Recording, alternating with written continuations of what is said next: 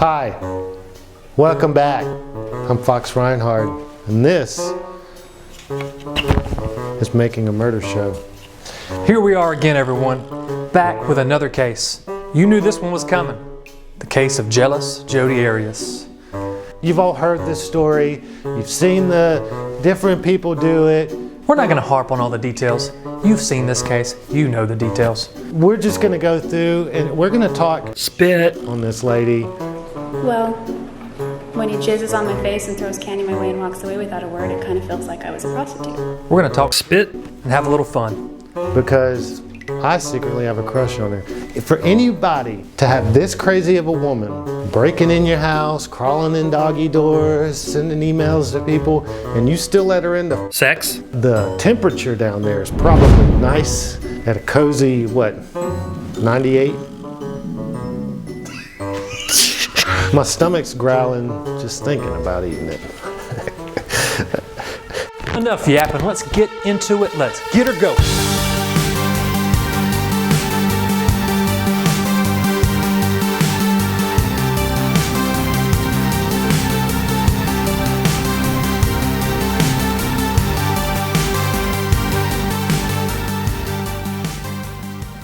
Today we're talking about Jodi Arias, the psycho bitch, the psycho slut. Jodi Arias murdered her ex-boyfriend on June 4th, 2008. It was a brutal, brutal murder.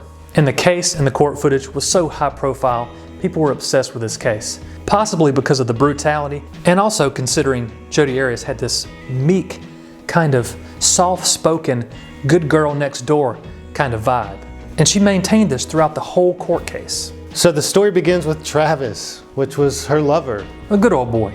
Born in 1977, out west. Travis grew up in a home with drug addict parents, and his parents were meth heads. He had 7 other brothers and sisters, and they were very poor growing up. 8 kids. Apparently people that take meth fornicate, and they leave the squirt gun inside its holster, if you know what I'm saying. 8 kids. And I got 8 kids too, but no meth here. He recalls not really having anything to eat and really struggling. There were stories of his mom, not taking care of them, being gone, passing out, all that stuff. When Travis got a little older, he knew he had to get the frick out of this mess. And he decides that, he's gonna move away. He moves in with his grandma. And while he's living with his grandma, some would say this is worse. He became a Mormon. His grandmother was a devout Mormon and got Travis involved in the church as well. He became very involved in the church as he grew up and developed a strong faith. And Mormons are, some of the nicest, craziest people you will ever meet. He became a Mormon. Travis would move to Mesa, Arizona, where there's actually a large Mormon community. He began a career as a multi-level marketer. And he also became a motivational speaker. He was talking about, look, I had this bad life. And he would talk about how he overcame it by putting on his magical underwear, because Mormons wear magic underwear. It's a thing, it's real, it's a real thing. Mitt Romney, he was almost president, wears magic underwear. It's a thing, look it up. Apparently he was very brilliant. He was very good at the marketing job. He was a very good public speaker. Jodi even would say he could bring people to tears as he spoke. Oh, jealous Jodi Arias was born in California in 1980. Her childhood was relatively unremarkable. That is, until she used her childhood as a crutch in court and said she was abused the whole time. But other than that, she said it was fine. Her parents would go on to say Jodi was very intelligent growing up, but she was weird as fudge.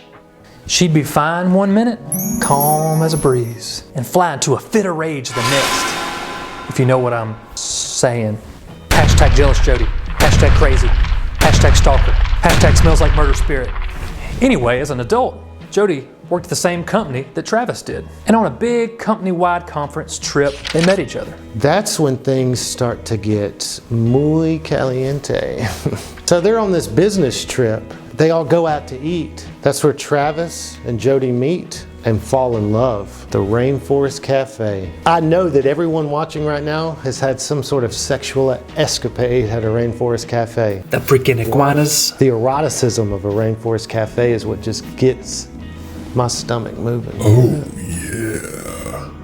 Because I'm ready to eat, meet, greet, take the girl home, bang bang, skeet skeet. I told you I was a rapper.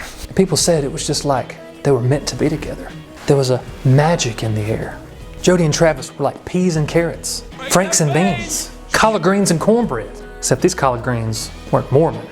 See, Travis preferred to date someone in the Mormon community. So after they hit it off in Vegas, they started a relationship. And boy, was it hot, was it steamy, was it sexy.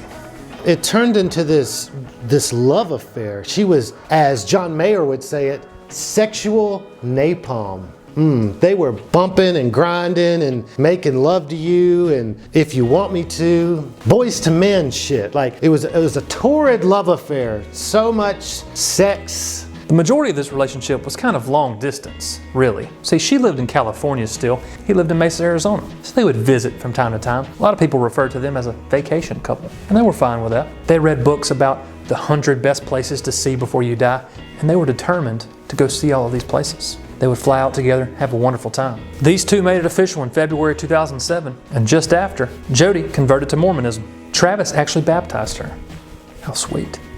Well, this seemingly sweet, connected, beautiful, successful couple would soon turn into one of the most dark, hellacious, frankly fascinating, and heinous stories you've ever heard. So anyways, back to this. They were just having sex like a bunch of rabbits. They were totally infatuated with each other. They were letting things get hot and steamy in the bedroom, if you know what I mean. Filming it. See, Jodi was an aspiring photographer, and she loved to take the camera into the bedroom. Pictures, video, all that nasty. They got freaky. They were constantly together, if you know what I mean. She couldn't stop, he couldn't stop, they couldn't stop. But Travis, you know, boy, oh Travis, seemed like a good old boy. He felt bad about all this. He felt it got him down from time to time. He would have moments, spans of weeks where he would do all this sexy stuff. He just felt really guilty about the sinning. Well, you see in the Mormon church, all this sexy stuff premaritally is a no-no. Don't do that. So, you see, going back to when they met, all his friends loved Jodi. They were like, this girl is so nice, Travis. I'm just so impressed. And he's like, yep, I know. She's really cool and she does stuff to my stuff. And they were like, yeah, she's great.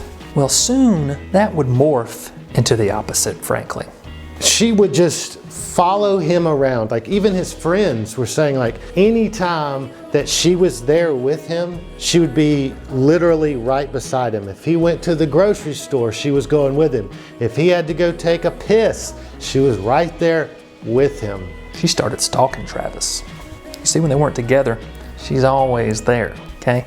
Even though she lives a state away, somehow she don't live a state away. She's right there outside the house. And what that does to a lot of guys, if they're just able to get the sex, the woman's always there, they get tired of it and they don't ever fall in love. And that was the problem. Travis really didn't notice this that much. He knew she was a little weird, a little crazy, a little obsessed. But see, Travis's friends, they could see what he wasn't seeing. Hey, Travis, come here.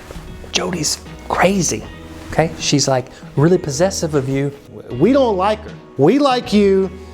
You're with her. We don't like her. She sucks. We were wrong. She's not that good for you after all. Right?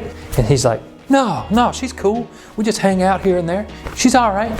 One night, she was over there at his house. Had a lot of friends over, stuff like that. So they took him, into a room of his house and closed the door. Man, you gotta come here. I gotta talk to you. Get in this room. They're having this private conversation. Look, Jodi's crazy. She's giving me the evil eye. She don't like all these girls around, even though they're your friends and they mean nothing to you. They're just over here hanging out. She's giving all these girls the I want to murder you eye. You must see this, right? And they're telling him about this and he's like, man, what are you talking about? What are you talking about? She's cool, right? That's not true. I promise you, I swear. Watch this. I guarantee you. I guarantee you, if you go and open the door right now, she's standing outside. Right at the door listening. Right over there. So he sneaks up. He sneaks over to them. And so that friend snuck over there to the door. So he sneaks over to the door, right? And he opens the door. And this bitch is standing outside the door. She's like, I dropped my earring. Hey, Travis. I didn't know you were in here. Hey. Okay. She was outside eavesdropping.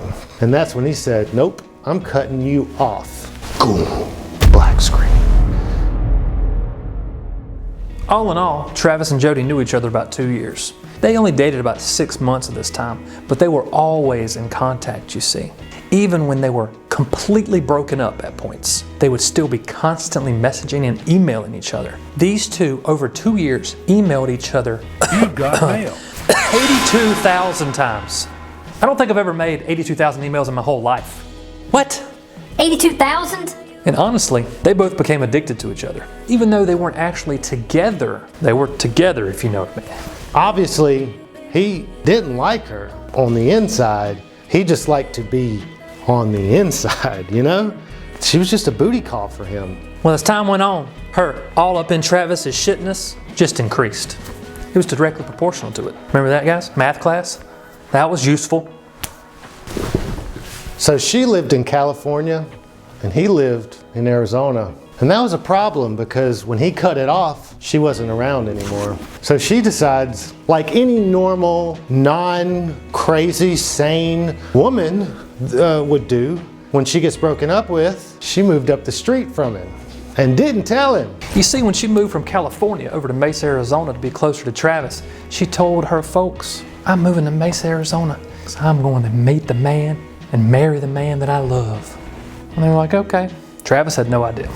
She goes over to tell him, hey, guess what? I moved up the street. I know you told me not to come over here because I'm crazy psycho and I won't leave you alone.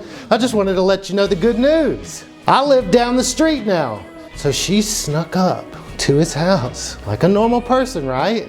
She's peeking in the curtains. She's looking through the keyhole. Notice that he's with another woman. He's with another woman. And she wanted her and his to be. But Jodi took care of that. Stalker mode engaged. No, girl, that's my man. That's my man, you bitch. Get away from my man, you Fucking bitch. She just started sending her threatening, crazy emails. After a while, that took care of that, okay? That girl went running. Jodi started doing weird, sketchy shit like fake emailing herself. She was pretending to be another dude interested in her. You should be with me instead of that Travis guy because I'm so much better and I hope he don't read these emails and come to protect you because I want to be with you. So she's like showing them to Travis and hoping Travis will be like, oh, you're so like, so many people want you. Fuck, man, like I want to get back. I want to get back with you, girl. That, you know, that's what she's hoping will happen. I don't think Travis talked like that. Don't think he's a surfer. He's close to California. And she starts like showing up at his house at night and breaking in, and she's sneaking in his house, getting on his computer, getting in his MySpace. Y'all remember MySpace? Y'all remember that shit? Getting in his MySpace.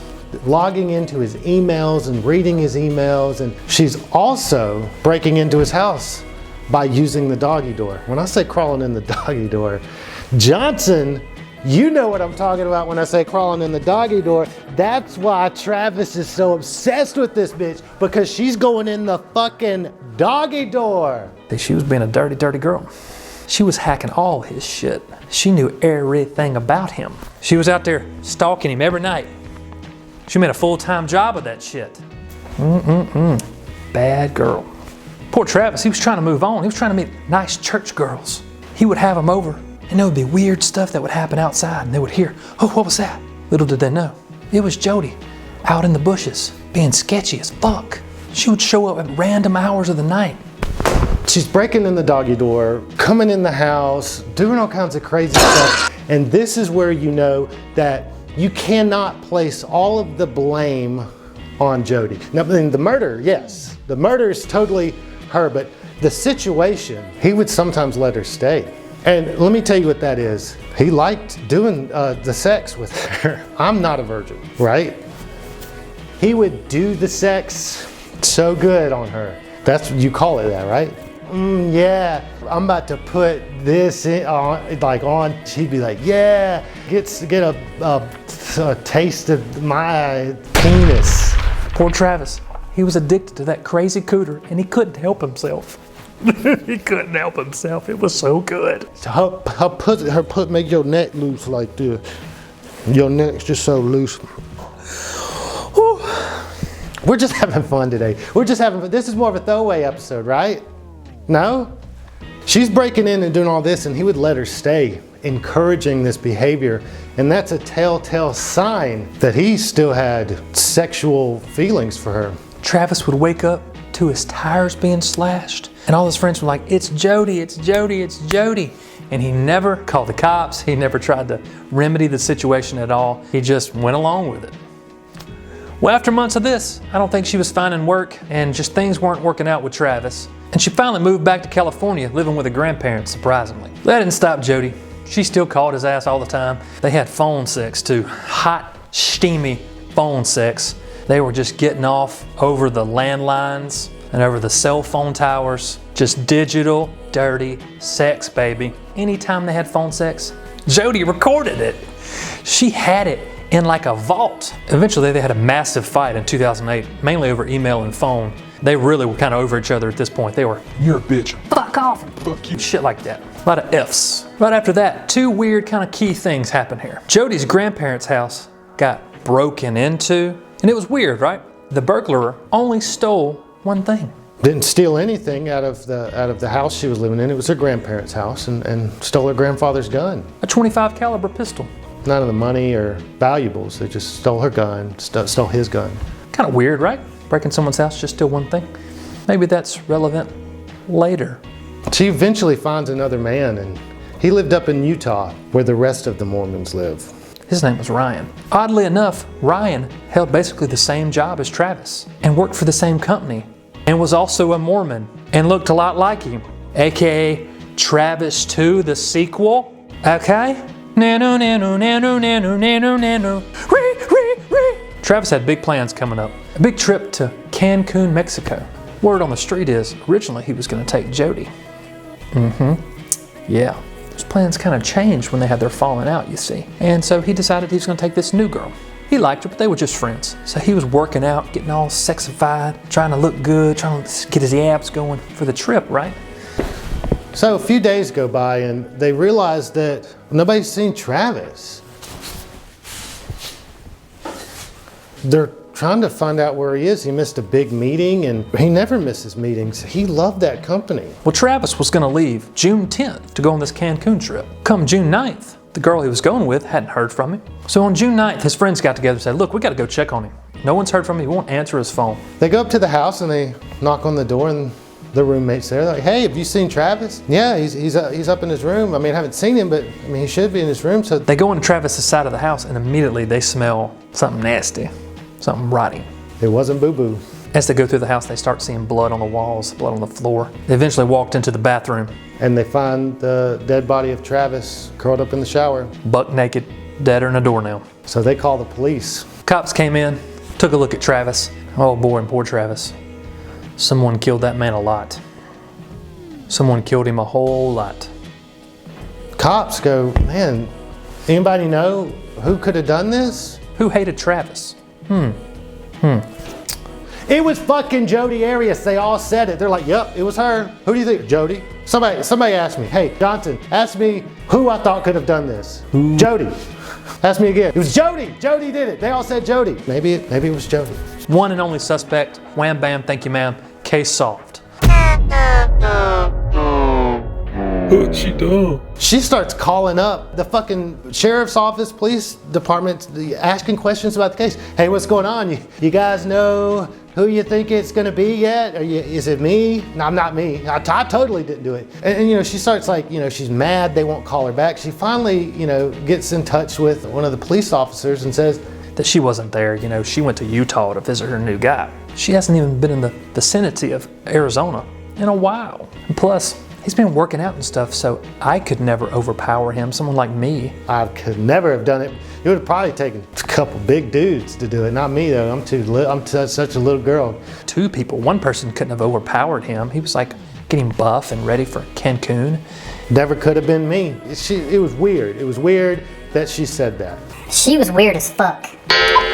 Of course, the police could see right through this shit. And she was yet to be truly booked. She even went to Travis's funeral. Ain't that fucked up? Oh. The balls on this bitch, the fat labia on this bitch, the clitoris of this bitch. This bitch is what am I saying? Go to the man's funeral that you murdered?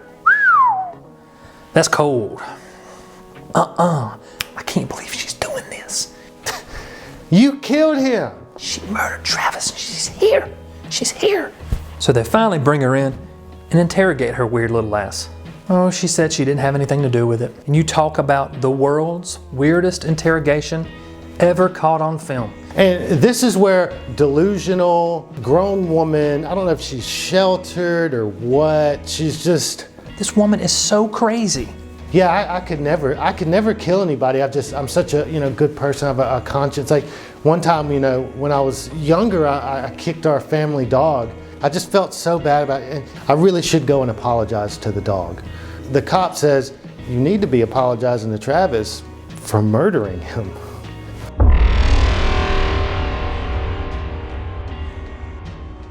She decides one day, I'm gonna go visit my new boyfriend up in Utah. And she does what everybody else would do. She rents a car at a place an hour away where they don't know her. And when she got there, it was a red car. She said, no thanks, I don't like red. A little too noticeable. Can I get a more bland color? And they're like, whatever, here's a stupid Ford Focus, shut up. So she takes that car and she heads up to her new boyfriend's house in Utah. She said she never even stepped foot in Arizona on her little trip. Liar! They start looking into the details of the situation. When she left California, her cell phone just turned off, and then it magically turned back on when she was on the road towards Utah. And she sent emails and left messages on Travis's phone being like, hey, I'm going to see my new boyfriend. Totally not coming to see you. Totally not leaving this just for the cops to find later. I'm going to Utah on the day that you're dead. I mean, the day that they might find you dead, not that you're dead yet. So she's up there, she's leaving evidence to show that she's gone up there, except for her phone's turned off, so they couldn't have tracked her. When her phone comes back on, she calls her boyfriend and says, hey, I'm a day late. Sorry, I was driving the wrong direction. She said she drove 100 miles in the wrong direction. So over days, she said she just went to Utah and came back. That should have been just about 1,000 miles or so back and forth, except something weird. She put 2,800 miles on her car. I believe her.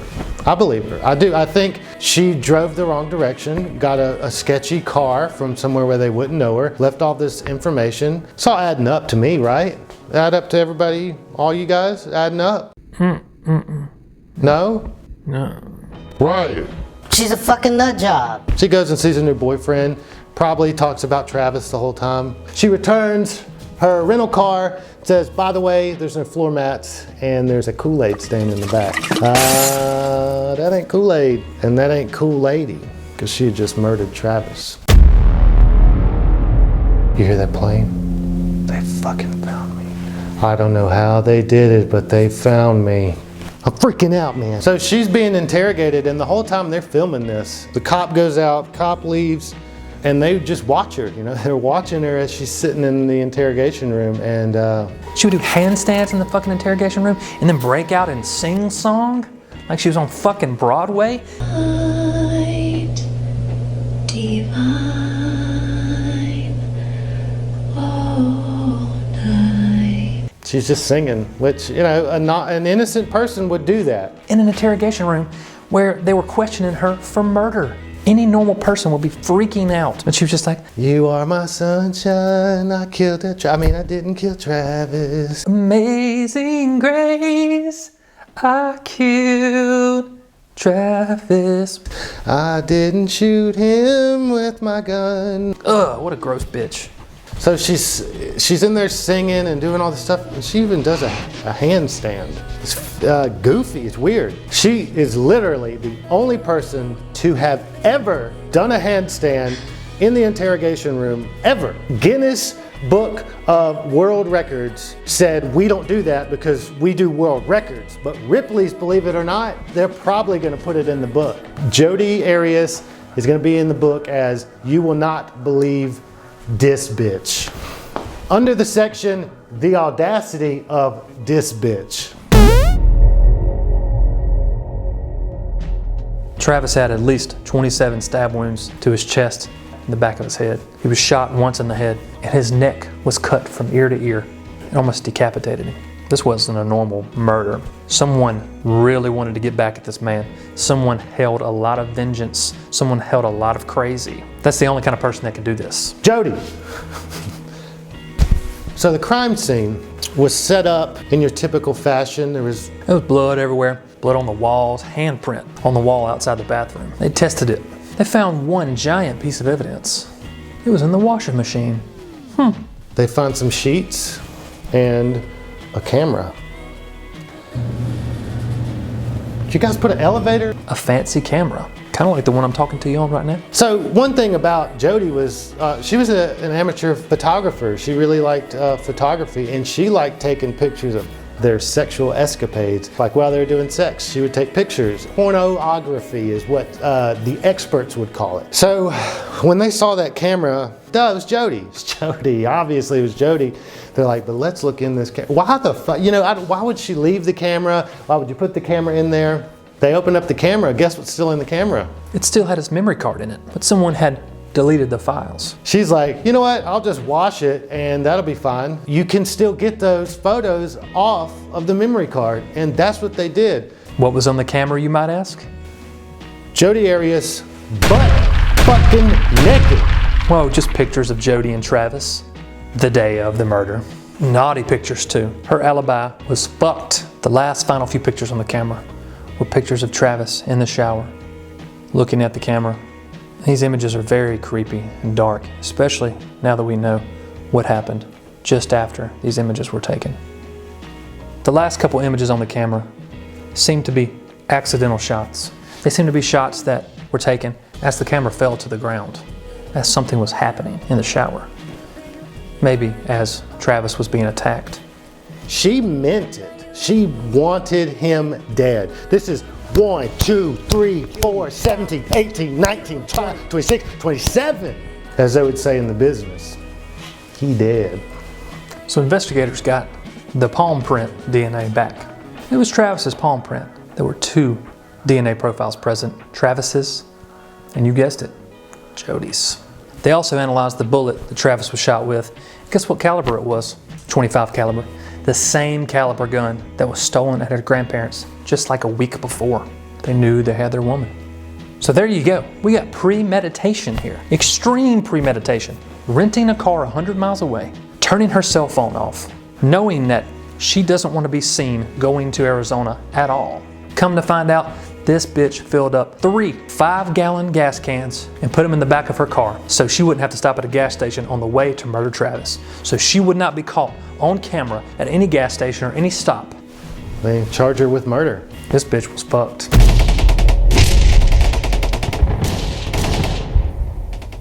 When they finally came down on her with, look, we got proof here, we got multiple sources of proof, and we know you were there. And she goes, okay, I was there. I was there.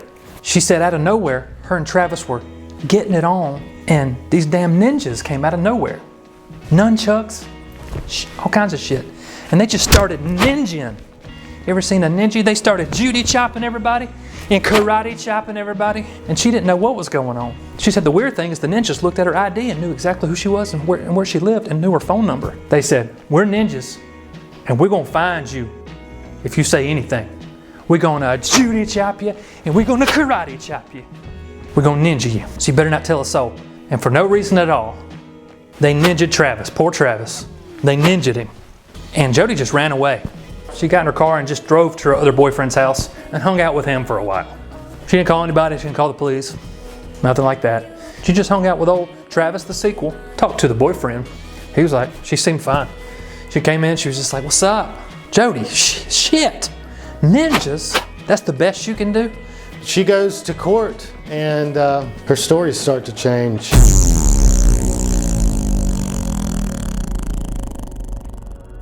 You see, though, once the trial started, Jodi, she gave the prosecution a curveball.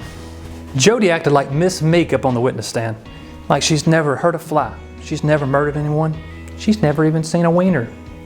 Mr. Prosecutor, I've never even seen a wiener, let alone murdered a man. Please believe me. and she had these weird ass bangs going on, just like 3 hairs. I don't know what that was, but she had them out there just like that. And she was talking to everybody, I don't know. See, Jodi no longer said it was ninjas that broke in and did all this to her and Travis. There were no karate chops or judo chops to be had. I bet you guys didn't know this, but he was abusing her the whole time. It was self-defense. I would never do anything. I don't understand. Her meekness was out of control. See, now it was time to attack Travis's character. Well, you see, Travis is this terrible man, and he beat me and he abused me. And when I went over there that night, I walked in on him looking at child pornography. Can you believe it? And I was like, what? And then we still had sex and took pictures of it and made videos and all that, like normal. And then he was in the shower and I was taking pictures of him, and then he lunged at me. And then he chased me down the hallway. A gun materialized in my hands. I don't know where it came from. But I didn't even mean to shoot him. I didn't even have my hand on the trigger, I thought. And the gun just went off. It shot him right between the eyes. I don't know how that happened. He fell to the ground on 27 knives. I don't know how. There was even another knife that, I don't know how, it was cut his throat when he landed. I'm a good girl, I swear. She took more punches at him. She even had these random letters written by Travis that said all this crazy stuff, you know. It was a maniacal letter talking about how he wanted to kill her and how he hated her, and it was found to be forged. The letter was fake. It's like a blow to the family that's just had to go through this whole thing with their son. Except for the family were drug addicts, so they probably weren't there at his case. Hi, welcome to another episode of The Audacity of This Bitch. No, you didn't. See, Jodi Arias, when she first went to trial, after she had said he was abusive, so I started my own company called Survivor. And she even talked about it in court and tried to get people to pay her money and brought in a shirt that said Survivor, because she was a survivor. The audacity of this bitch. Of course she was the survivor, because she was the murderer. She survived the murder that she committed. She's the survivor. I am not going to give up. I'm going to work harder and keep on surviving. There were some funny points in the trial. There were some crazy points in the trial. So many crazy things were said. They even played the phone sex tape loud as shit up in the trial that Jodi recorded. I'm gonna tie you to a tree and put it in your ass, by the way. Oh my gosh, that is so debasing. I like it. Like, since you've left, I check off every day, sometimes 2-3 times a day. Are you serious?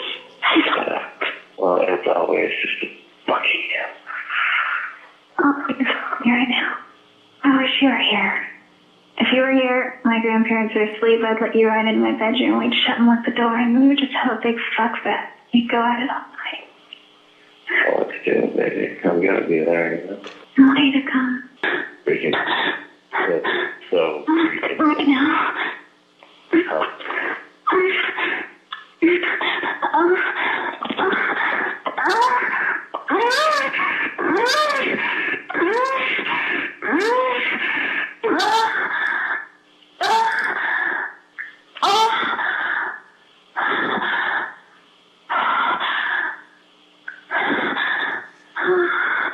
Right after they finished, then she sang happy birthday to him over the phone. They played this shit in court. It's unbelievable. One of the most ridiculous trials that have ever occurred. So let's talk about the star of the trial, the prosecutor, Juan Martinez. This was a stone cold killer. Jodi Arias, be damned, this man is why you watch this case. She was very manipulative. She'd cry, look like an innocent girl, not wear makeup to the trial.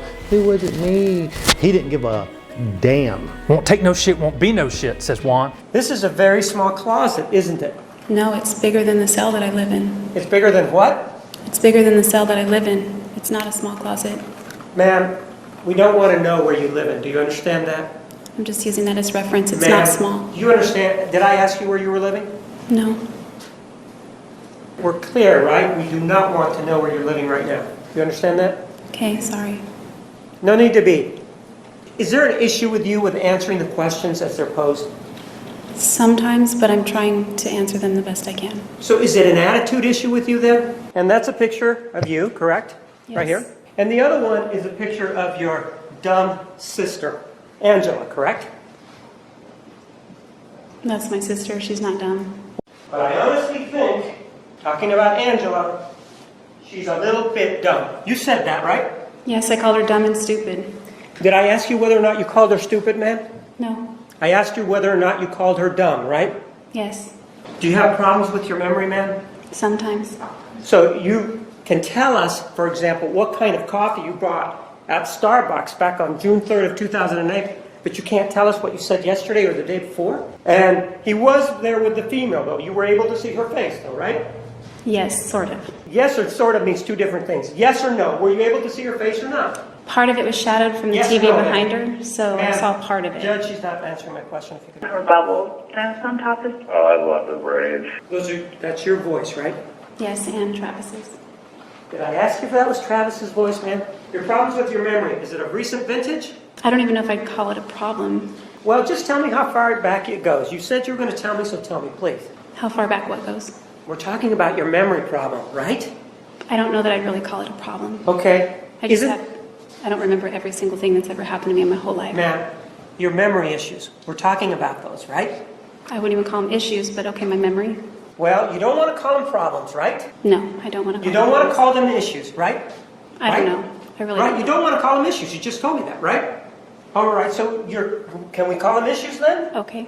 He went in there and owned her little ass. She tried to manipulate him up and down from head to toe, and he didn't have any of it. He told her what it was going to be like, and he demanded that she follow the rules. That you want. All bullshit aside, you see what had actually happened is Jodi premeditated all of this. Of course, it was her that stole her grandfather's gun, not a robber. She rented a car 100 miles from her house. She filled up 3 gas jugs, turned her cell phone off, and made her trip to Arizona. She showed up to Travis's house late that night. Of course, he let her in, like always. That morning, they had sex, and they started taking sexy photographs of each other. As Travis showered and Jodi took photographs of him in the shower, it is believed she had planned her attack at this moment. She had a knife hidden, and when he least expected it, she attacked him, stabbing him multiple times. Travis fought for his life. There was a great struggle. Travis tried to get away. He ran out in the hallway, that palm print that was on the hallway outside the bathroom, grabbed the wall there, and started walking down the hallway trying to get away from Jodi. He eventually fell to the ground due to blood loss. And it's believed that this is the moment where she comes up behind him and cuts his throat, nearly decapitating him. She also shoots him in the head and eventually drags his body back to the bathroom where she washes the evidence away from his body. She threw all of the sheets and the camera in the washing machine and she hit the road. She headed to Utah and turned her phone back on, and you know the rest of the story.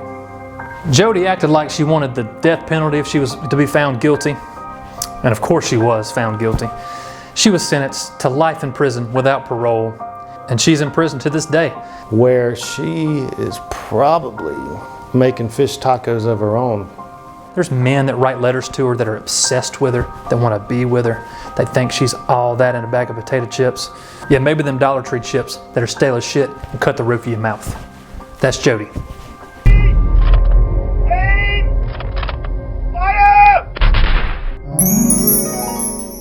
Did you murder Travis? Did you take the knife and put it in his chest over and over 27 times? What even is like a knife to me as a girl? Like when I grew up, they didn't even have knives. Like Answer the question. they were all for men, and I'm actually scared of knives. Did I ask you if knives were terrifying to you? I asked you, do you remember murdering Travis? I don't remember much. I wasn't sleeping, and Do you remember why you're here? Do you know where you are right now? of course I know where I am right now. Do you realize you're on trial for murder right now, right? The memories of him abusing me and taking advantage of me is what really caused all of the trauma in me. Did I ask you about him abusing you? Do you remember anything ever? One time I kicked my dog and I felt really bad about it, and I was like, I really need to go and apologize to my dog for being so mean to him. Well, maybe apologize to Travis for stabbing him in the fucking heart. Do you remember that, Eric? Do you remember that, Arias? Objection, the witness should be motioned to answer the questions. I usually like to sit still because I usually get motion sickness. So whenever motion, get nauseated and sick. Did I ask you anything about your motion sickness, you dumb bitch? Answer the goddamn question! For the love of God, just answer the question! I'm like a strong man. What are you doing afterwards, Mr. Martinez? You think maybe I could sneak into your house and stalk you? Thank you for stopping by today, this evening, this morning, to Making a Murder Show. I'm Fox Reinhard. The government's out to get you. Stay woke, but not too woke. And I'll see you next time. Make sure and check out our Patreon. There's tons of good stuff over there. My name is Richard Cox. This is Making a Murder Show. Thanks for watching. Let me tell you what. Fuck you, Johnson. Look at me like that. Don't show this to my wife. I'm not married. You don't have a wife. I'm not married. She left me. She left me. And that's a wrap.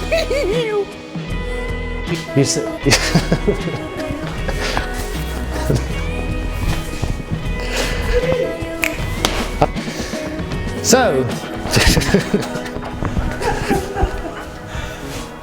So, his grandmother was a devout Mormon, and he got fucking shit.